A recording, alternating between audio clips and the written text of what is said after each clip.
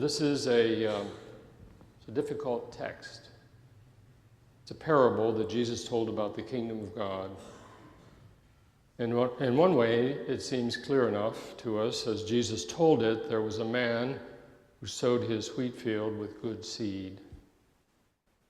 But then while everybody was asleep, somebody, presumably an enemy, came and sowed weeds in the wheat field. And in due course, as the grain grew and matured, the weeds became noticeable. So the servants went to the master and they said, "Did you not sow good seeds?" The master said, "Yes, I sowed good seeds." "Then where," the servants asked, "where did these weeds come from?" And the master responds, "An enemy has done this." "Well, do you want us to go out there and pull up the weeds?" And the master says, No, if you do that, you will pull up the wheat. Just leave it alone. At harvest time, I will tell the harvesters to take out the weeds and burn them, and then go and gather the grain. The first part of the parable is simple enough. A man sows good seed, and then an enemy comes and sows weeds. We can understand that, I think. We have never seen a field or a garden without weeds. There are going to be weeds in life. It's not clear whether Jesus is referring to the world in general or to the church in particular. But in either case, there are weeds in the field. In fact, I have a list. There are people in the world, people in our neighborhood, in our churches, who do not fit in. They do not contribute, they do not help, they do not attend, they do not share. They just drag everybody down. They are the undesirables, and according to the story, their presence is the work of the enemy. And that's been true in the Bible ever since the 3rd chapter of Genesis. Do you remember when Adam and Eve sinned and they had a curse put on them? And the curse was this: by the sweat of your brow, or by the sweat of your face, you will earn your bread, and the ground that you cultivate will produce thorns and thistles. Weeds are the enemy. They always have been, and whoever puts in the weeds is the one over against us, the one who is over against every good thing we try to do, over against every kind of good that we would try to create, over against every good and healthy and happy church that we might try to create or be part of.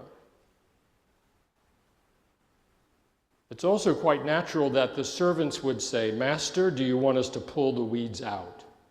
It's a natural impulse. Pull out the weeds, get rid of the weeds. Out in the world, there are all kinds of groups who are dedicated to doing just that, to getting rid of the undesirables. Put them on a boat, send them back to where they came from, or, as we've heard recently in our national politics, just deport all of them.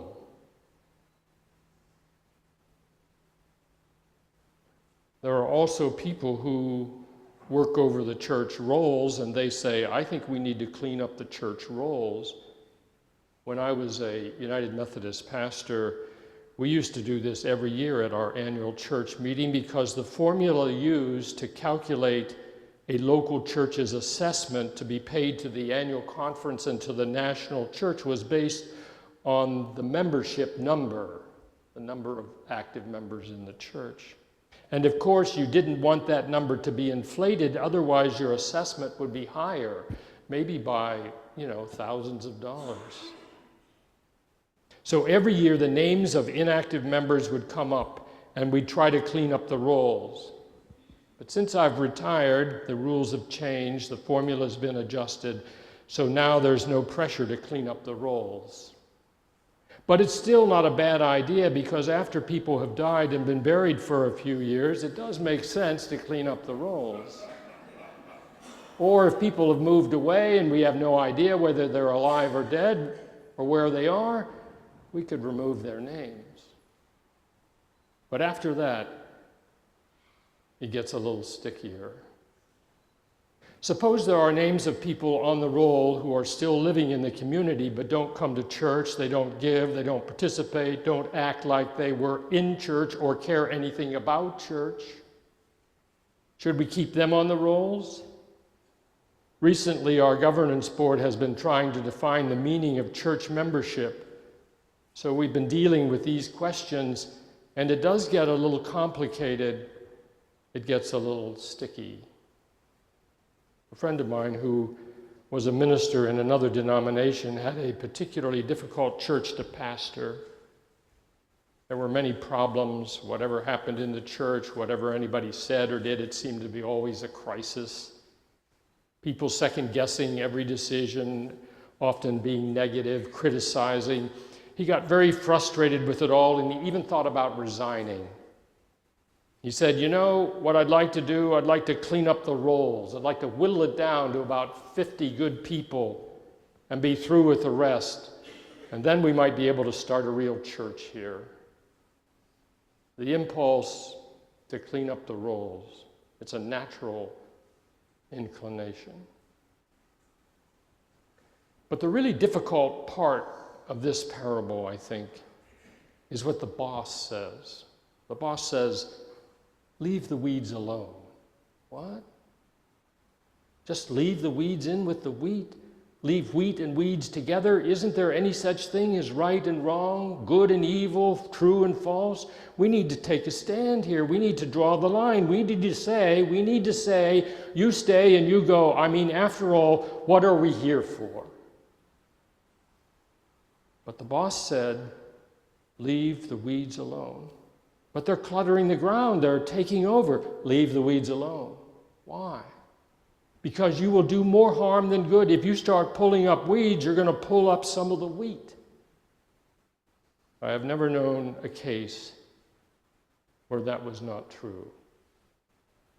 In the early 1950s, Senator Joseph McCarthy said, I'm going to pull the weeds out of this country. All those pinkos, communist sympathizers, all those people with communist leanings, they have to go. And you know, we are still debating what contribution to the welfare of our country was made by that pulling of weeds. Or take the vigilante groups, the militias, the Proud Boy types. If the government isn't going to do it, they say, then we'll have to do it. If the sheriff isn't going to do it, we'll do it.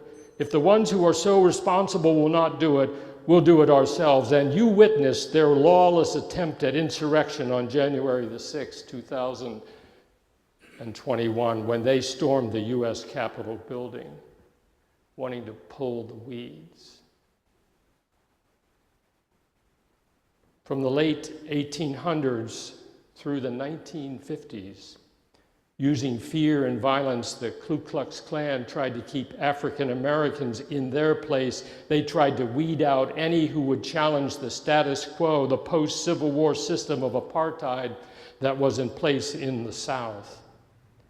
They had it in for anyone they decided was a weed. The story of the Ku Klux Klan is one of the most appalling chapters in American history. And of course, the Nazis had their own list of weeds, and they pulled them out and destroyed them on a monstrous scale.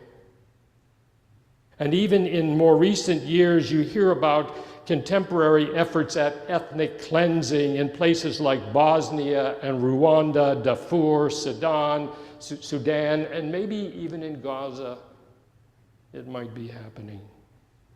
Beware.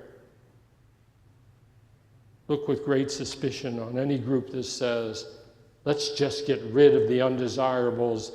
Our property values are going to go up. We'll feel much safer, and it will be a nicer place to live if we just pull the weeds. In the early 1980s, I had an accident while attending a winter youth retreat at Camp Asbury near Hiram, Ohio. It occurred during a snowball fight. In the heat of the battle, I fell into a tree trunk and I ended up with a jaw full of wood splinters. The doctor in the emergency room removed the larger splinters near the surface, but he told me that I would have to see a plastic surgeon for additional work. Dr. Chu was a plastic surgeon in Boardman, Ohio, and he waited several days for the swelling to go down, and then he did some minor surgery on my face, removing a few more splinters of wood, and then he only partially sewed it back together. And he told me that there was no way that he could get all the splinters out. If he tried to dig them out of my face, he'd do more harm than good. There'd be more trauma, more scarring. He said that we just let the wound continue to drain, and eventually the body itself would reject the foreign material and the splinters would come out on their own. I wasn't sure I believed him, but he was right. Within a month, there were no more splinters, just a small scar. And this beautiful faith, it was healed, restored. Because Dr. Chu knew, he knew not to go digging around in it. Sometimes it's best not to dig things up, to pull the weeds, to clean up the rolls. So maybe we just leave the weeds alone. If you try to pull them out, you just tear up the wheat. Of course, there are times when someone's presence is so destructive to what's going on, or maybe there's even a chance they might become violent. There are those situations when we do have to remove someone. But that's the exception. Most of the time we just leave the weeds alone, because if you try to pull them out, you just tear up the wheat. And why is that? The Master said that the reason is that you do not know wheat from weeds. You really don't. You think you're pulling up a weed, and it turns out to be the wheat. We think we're leaving some wheat, but it really is a weed. We do not know. Only God knows this. Jesus' word to us is to leave it to God. I know that I don't know weeds from wheat. Sometimes I don't even know a weed from a flower. I'm weeding the flower bed, about to pull up something that looks like a weed, and Maria says, no, wait. And then that night at the supper table, there's that weed in a vase in the center of the table. It looked like a weed. I thought it was a weed. I don't know a weed from a flower. And every church that I have known that tried to weed the garden made horrible, horrible mistakes. Just think for a moment about how we function as families. We've been with families a lot the last week or so. And most every family has one or two oddballs, one or two individuals who, for whatever reason, they don't quite fit in. Maybe they failed at what they were trying to do, or maybe they're too eccentric, or their politics are too radical, or their religion is too far out there, or maybe they have a substance abuse problem of some sort. For whatever the reason, they're the black sheep of the family.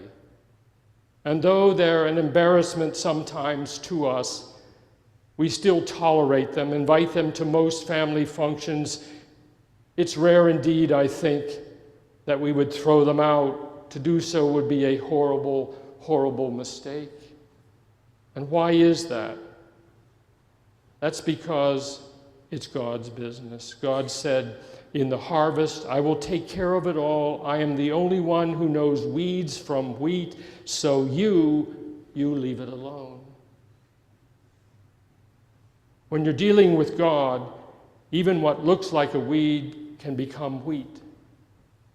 I don't care if it's a weed today, you give it some nurture, a little care, and who knows, the time may come when it will produce wheat if you believe in God. People sit around and they say, oh, you can't change a leopard's spots, you can't teach an old dog new tricks, you might as well give up on that old dog. Wrong. If you believe in God, you don't give up. You don't radically clean up the church rolls. You don't pull weeds out of the wheat because you just don't know what might happen. A little nurture, some care, and someone could change an old dog. An old dog could learn a new trick.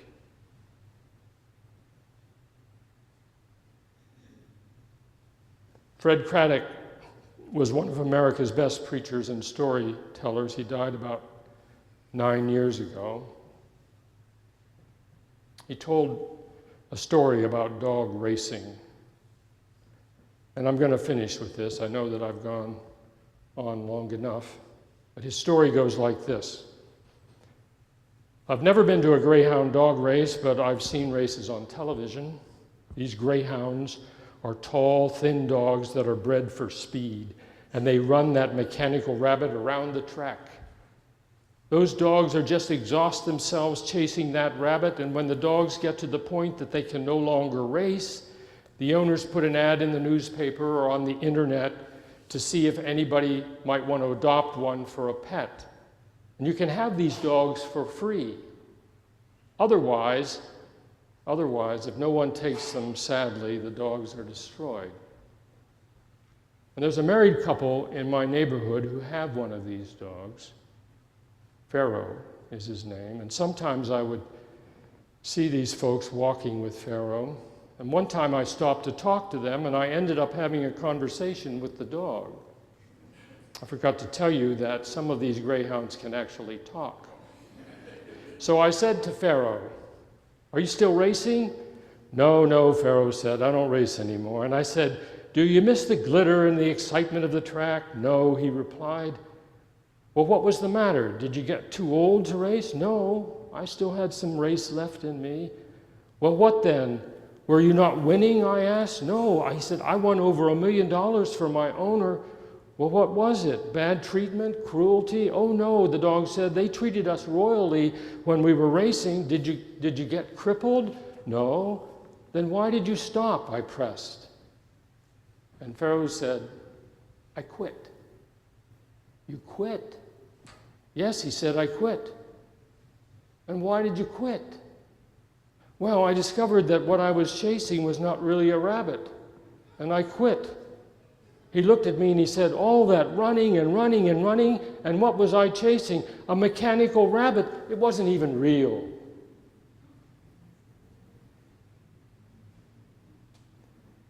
Fred Craddock's point in all of this is simply to say that an old dog can learn a new trick. People can do that too, you know. And we're about to start a whole new year, the year 2025, where people can do that. They can learn a new trick.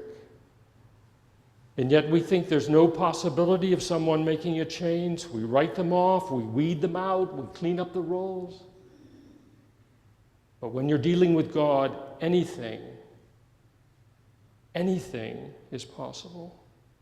Some nurture, a little care, and who knows what might happen. Weeds could become wheat. And that's why we leave it up to God. Because a whole new life could begin just like that. Just like that. That's what I believe. It's what I believe. Amen.